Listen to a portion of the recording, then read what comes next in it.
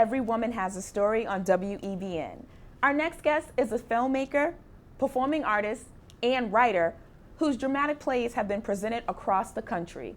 We spoke with Angela Counts to find out how she does it all.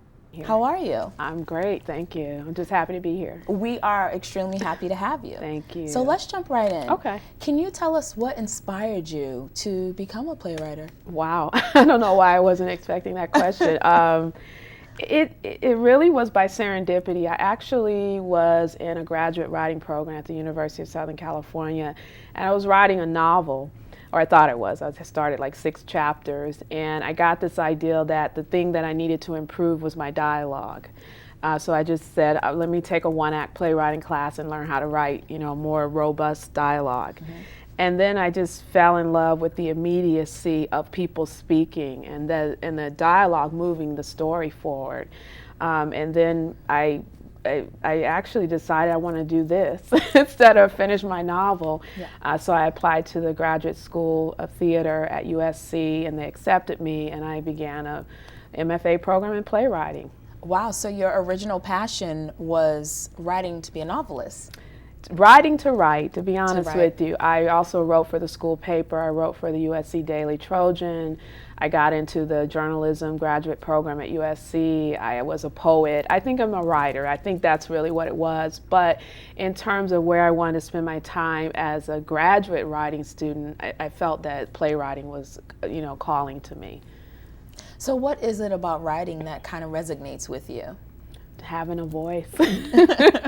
And to be honest with you, it's really that I heard certain people's voices in my head from growing up. My grandmother, who was from South Carolina, hearing her say, Angie, Tony, with her accent. I grew up in Detroit, and I was a kid in Detroit in the 1970s, and we were wondering, what happened to the city? And so hearing my dad's brother, my uncle talk about the riots in the 60s. So I felt like I heard a lot of stories. My grandparents talk about World War II, my grandfather speaking French in France, and but he had a 7th grade education. So I felt like there were these stories, and writing gave me a chance to get out other people's stories. So it sounds like you grew up with a ton of different characters. Yes. Has any of them actually played a part in any of your plays? Yeah, absolutely. Like who? Well, my grandfather was the subject, not literally, but a play of mine was based on my grandfather called Seeing-Eyed Dogs. And it was about a man who had worked in the factories in Detroit who drank a little, and his best friend was a homeless, guy who also used to work in the factory. So everyone saw him as a sort of crazy guy. My grandfather stayed in the house and he wasn't on the street, but I kind of used artistic liberty there. But the idea was that he was a man that remembered the glory days of Detroit when it was a major U.S. city that was a destination. And he wanted Detroit to be like that again. So he was going to try to get money from the city, the character, to turn a crack house into a cultural center, which was the height of lunacy in the play, And so it was a comedy, actually, even though it was dealing with pretty serious subjects. Yes, sounds serious. It is serious. A lot of my work was like that. It was very serious, but I led you through it through laughter. And, my grandfather was a bit of a raconteur, so he would try to do a little French after he'd had a little bit to drink and, tell these really outlandish tales. So I kind of created a story in homage to him because he had passed away at the point that I wrote the story. I'm sorry to hear that. Yeah, thank you. Now you have different avenues that you use as far as expressing yourself. That is from being a playwright to filmmaking and also being a performing artist. Yeah. What is your style? And, for each one, and are they synonymous with each other? Again, I think it's, I don't know, I feel in a way maybe it's an oral tradition where you use the voice, you use the body. I mean, sometimes I'm using the words, but they're being used in the same way, meaning that I almost feel like it's like channeling, like you really are like a griot, sometimes it's the ancestors coming through. It could be somebody you overheard on the street. But it's this passion to, again, not only tell the story, but the livelihood of the way a person speaks. So the syntax, the body language, the pauses, the silences. It's like when I was a little kid, my first job, I guess you could say, I wanted to do was be an archaeologist. So I like this idea that you were digging down in the earth and finding out some old, civilization. And I didn't pursue that, but that's how I see writing, that I'm kind of uncovering bits and pieces and using imagination to fill in the rest. That's so funny that when you started to say that, as far as being an archaeologist as a kid, I immediately caught the connection, because with writing you are digging and going as deep as you can with the character. How important is it for you to actually find actors that can portray that? It's essential, and that for me, especially, well, even now as a director working in film, but it started in theater. The most fun for me was working with the actors. So maybe that's why I didn't pursue writing novels, because I felt I'd be alone more often. But to finally sit in a room and watch people work through what you created, bring something to it maybe you didn't anticipate, and it's an interpretive art form. And so actors are essential, Now, you actually received a pretty prestigious award. You were honored with the Hansberry Award from, I'm sorry. The Kennedy Center. Yes. Yeah. I apologize for that. No, that's Hopefully okay. We'll have That's to okay. get that out. That's okay. For your play, Hattie Understands Anxiety. Now, that was about a woman who actually kind of picks up and sets across country to find her mother who abandoned her. How familiar is that story to your own, or is there any similarities? Well, I think there was a couple things operating there. Partly it was my wanting to tell a road story, but through theater, which is hard to do. But I was just interested about someone setting out in a physical journey. I hadn't had to do that. My parents did divorce when I was a kid, but my mom raised me and my brother. My dad was around early on, and there's a whole story in that, and maybe we'll get to that. But I never felt like I needed to get on a plane or drive anywhere to find anyone. So that part isn't so relevant to me. But I felt like in my family it was a little bit of some generational things about mothers and daughters, starting with my grandmother and her mother and the stories my mom told me. And my mom was a teenage mom. She had me when she was 17. And so I, in some ways, grew up with my mother. And so for me, the mother-daughter relationship was really important. And so I made it a literal longing for that connection by the mother being disappeared and the daughter looking for her. Wow. Now, you received great reviews on that. How did you feel about the outcome of the play? It was one of the best experiences of my life. It was hard, though, I have to be honest with you. I think there was a lot of pressure that I probably put on myself, but when I submitted it to the American College Theater Festival, I'd already graduated. So they give you a 2-year window, at least back then they did, to still qualify. And so I didn't have a career as a playwright, so I felt like I really need to enter this play in order to get on the road to having that career. But at the same time, my school had to support it and put the resources in it, and I didn't want to let anyone down. Yes. And I never had a full production, so there was that as well. And then the judges come and they view, they come from, well, I don't know where they come from. They come from all over the country, but the Kennedy Center assigns 2 people to see the production. But literally my best memory is that a group of Black sorority and fraternity, mostly sorority, young women came. And the audiences up to that point had been respectfully silent and would laugh here and there. But when the Black sorority came, they sat in the front row and they talked back to what was happening on the stage. And normally you kind of feel like, oh, I don't want anyone to disrupt what's happening. But it was so affirming that, I remember one young lady said, oh, no, you didn't. She just was like, and I said, okay, that's it. Because sometimes I felt like I wanted to work through a lot about Black history, like, I mean, people, for example, so this woman, Hetty, had a trunk that was the only thing left of her mother's, and she literally threw it in the car and drove with it. So she picked up this young guy on the road, and he's like, "What's with the trunk?" And when they got to the motel room where they were staying, he opened it up, and then he goes, "You have some of everything in here," and she said, "Yeah, some Kunta Kinte too."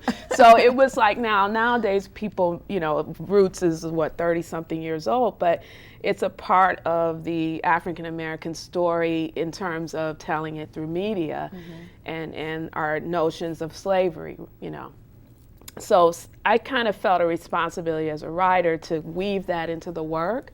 So when she said, "Oh, no, you didn't," it was like, that's great, because ultimately I just want people to be entertained and be engaged, not be in their heads going, "Oh, yes, in 1865 this happened." Yes. So that was my favorite memory of that experience. So it was reaffirming It was. that they got it. They did. So the message was as clear as day, and that let you know as a writer. They owned it. I did it, yeah. Yeah. Now, right. for anyone who is unfamiliar with Lorraine Hansberry, she is actually one of the youngest playwrights and the only, I believe, right, at the time, the only female African American At that time, to win her play for Raisin in the Sun, right, which was amazing. So for you, it was kind of like you were that future generation of her at that time when you won. Yeah, she was such an icon for me, and my professor, who's still teaching at USC, Melina Hassey Houston, she won the Lorraine Hansberry Award when she was in graduate school. And then there was another professor there, Dr. Ndesha Ida Mae Holland, and she had also won it. And they, Melina Hassey Houston's heritage is Japanese, Native American, and African descent. And Dr. Holland was from Mississippi, a Black woman from Mississippi. So here were these two, women of color who I admire saying, "Well, we want it," or at least Melina said that to me. And she said, "You've got to get this award." The pressure. So no pressure. So yeah, Lorraine Hansberry definitely was my icon. And what you were referencing was she won the Drama Critics Circle Award in 1959. And although I don't know, there might have been a African American woman who, certainly there were Black writers writing plays. In fact, my mom gave me a book of collected plays by Black women from the last 20th century, turn of the last century. But none, as you pointed out, were as young and had a play on Broadway to great acclaim and this major award. So yeah, that was major. So did you feel like you were being placed on the right path after winning that award? I felt pretty good. Yeah, I felt pretty good. In fact, I graduated from School of Theater, but I started out in a program called the Masters of Professional Writing, which is where I was starting a novel and thought I was going to be a novelist. And after I won that award, the then chair of that program invited me out for lunch, and he said, "How did we lose you? Why are you over in the School of Theater?" And he said, "But that's water under the bridge." He said, "You could be the next Lorraine Hansberry." So I remember at the time feeling this sense of destiny and history, all at once. Now, in the 90s, your career was in an upward trajectory. Yeah. You had just put your first play out in which you received the award, the Lorraine Hansberry Award for Hattie Knows Anxiety. And we have a snippet of you in a video, and you're actually looking up at a marquee with your play written in that marquee, and you just have this sense of pride, like you're beaming. What exactly happened? Because you ended up stepping away for a while. Can you talk about what caused you to leave the field? Well, the clip that you have is a few years after I won the award. In fact, quite a few years after I won the award. So what happened in between was I moved to New York City, and I was a fellow at New York Theater Workshop and wrote another play. But Jubilee Theater, which is a historic theater in Texas, the play's published, so they got the rights to produce it. And I just happened to find out they were producing it. So the clip is from 2001, actually, even though the play won the award. I think back in '94. So 7 years had elapsed and it had not been produced. That's probably why I have that look on my face, because that's like your baby, that's like your first child, right? Yes. So that also was a year when things really looked up. Flower Child, which was the play I wrote in New York, had also gotten into a major residency in Chicago. So those two things happened simultaneously. And then I ended up moving here because my other career was in higher ed. So I moved here to Boston. I was working at Suffolk University and I was getting settled in and hoping Flower Child would really take off. And one thing led to another. The person who was helping me shepherd it had a personal crisis and wasn't able to really continue that relationship. So I sent the play out on my own to some major theaters across the country that had requested it. Wow. So all I would say to young playwrights, or they don't have to be young, but people who are new to playwriting or kind of mid-career, take a breath, take a pause when that big moment happens, because what happened was it was what I've been waiting for. So I very nervously rewrote Flower Child. And I didn't have my advisor working with me to say, okay, let's pull that back a little bit. So I do think, had I just sent it out, the version I had completed in Chicago, I would have been in a lot better position to get some response. But I kind of did a crazy rewrite and poof, overwrote it, I think. And so although there were tons of theaters asking for it, I didn't get any bites, which is not unusual, that happens. But I also didn't even get like a reading. So it kind of was there. That was it. It was sort of dead in the water. I think I didn't step away immediately. I was commissioned after that to write another play. So another 4 years went by. And that play also was doing well, and we traveled with it across the country. And some other things happened where some things that were going to happen with that play did not pan out. I think what was happening was I was just having sort of aspiration fatigue. It was more, it's like the fighter, can you go another round? Yeah. You know what I'm saying? Yeah. And I didn't think I could, so I just stopped.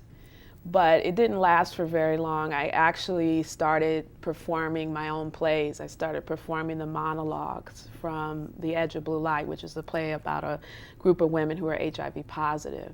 And that led me into the performing part of my career. So I felt I left playwriting behind, but it just led me onto another path, more so than I stopped being an artist. Was it a path that you were expecting? No. I had all intentions of, eventually getting to some major regional theater. That was my goal with playwriting. But no, I actually started performing poetry here in Boston. I became a poet in residence at Union United Methodist Church, which has had a jazz series since the 1960s that's really well regarded. Wow. I was their featured poet. I'm performing again there on March 29th. So they became my spiritual and my artistic home. And I started performing my own work, which was really very empowering. And so we removed the director, not to say the directors aren't great or actors, but it was just something so immediate for me to just mouth my own words. So no, it wasn't a path I expected, but it was a very liberating path. Wow. Yeah. Now, what made it so liberating? You might feel this in the work you do, but for me, I wrote a monologue called Oops Upside Your Head, the Los Angeles monologue, and it was about my family moving to LA in the late 70s, and my mom's then husband, well, I won't say his name, but anyway, I call him Lester. Okay. I mean, he's a very nice man, and we're still in touch with him, but I'm just saying I won't say his name. But anyway, I wrote a story about being this black kid, young black girl from Detroit, and suddenly I'm at practically all Jewish, very wealthy, private, exclusive school in Los Angeles, and I'm the only one of 2 black students, and the other one's rich, and I'm not. We're just middle class. In the 70s, on top of In it. the late 70s, Wow. right? And we got the little school bus, and we go around to Beverly Hills, and the maid opens the double doors. It was like Dynasty, if you guys know that show from the 80s and 90s. It literally was that, the rolling lawns, and it really, if you're insecure, it definitely will make you feel insecure. Yes, I'm sure. So again, I dealt with it in humor, because George, I said he was a throwback to the 70s. So 79 was sort of now getting into 80s, and he was still dressing like, with the platform shoes, big, afro, and he drove a real big powder blue Cadillac. And the crux of the story is that I'm trying to fit in this Jewish, all-white, rich school, and I'm liked, but I don't necessarily feel at home. And the climax of this 10-minute monologue is when my mom drives up with the Gap band blaring "Oops Upside Your Head" with the windows rolled down, and it was kind of like my act was up, We're just, we're from Detroit. Let's just be real. My cover's blown. like I was hiding out anyway. So to answer your question, I performed that at Harvard Medical School. The students there every year do a Black History Month series of things, and it culminates in a big show.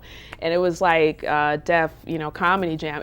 They did it so professionally, so it was a huge stage, and I was, mic'd, and I got up in front of people, and I did a 10-minute monologue and performed it. And it's just almost no thrill like it in the world. So that's really what kind of got me, the interaction with the audience. Nice. Now, you were actually, speaking of Harvard, I wanted to talk to you about Dead Men Walking. Okay. Which was a theatrical interpretation of capital punishment in America. Right. Can you speak a little bit on that and how this whole idea came about? Well, I was part of a very big event at Harvard. The play Dead Man Walking was written by Tim Robbins, the actor-director, and he adapted it from the screenplay Dead Man Walking. And so there's a project called the Dead Man Walking Theater Project, right?